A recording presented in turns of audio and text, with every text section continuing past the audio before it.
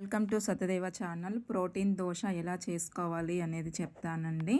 1 cup మినపప్పు, 2 కప్పుల rice, గుమ్మడి గింజలు 2 స్పూన్లు, సన్ఫ్లవర్ గింజలు 2 స్పూన్లు, అవిసె గింజలు 2 స్పూన్లు, శనగపప్పు హాఫ్ కప్పు, రాగులు హాఫ్ కప్పు, మెంతులు 1 స్పూను. వీటితో పాటు అటుకులు కూడా నానబెట్టుకోండి సపరేట్గా. కందిపప్పు హాఫ్ కప్పు, మెంతులు 1 స్పూను. 4 అవర్స్ నానబెట్టినాక పిండి రుబ్బుకోవాలండి. 8 అవర్స్ తర్వాత పిండి చూడండి ఎలా పులిసిందో.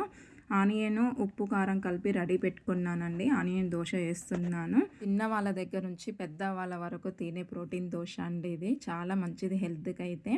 ఇది లో టు మీడియంలో పెట్టుకొని చేసుకోండి, లేదంటే మాడిపోతే టేస్ట్ అనేది ఉండదు. ఆనియన్ దోశ అయితే చాలా బాగుంటుందండి.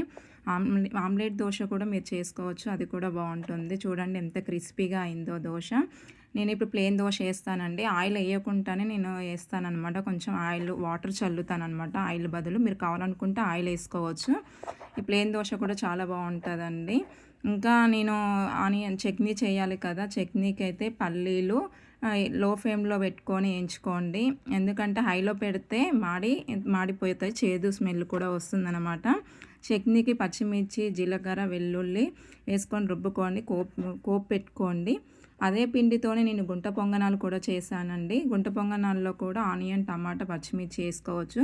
Please subscribe to Satyadeva channel.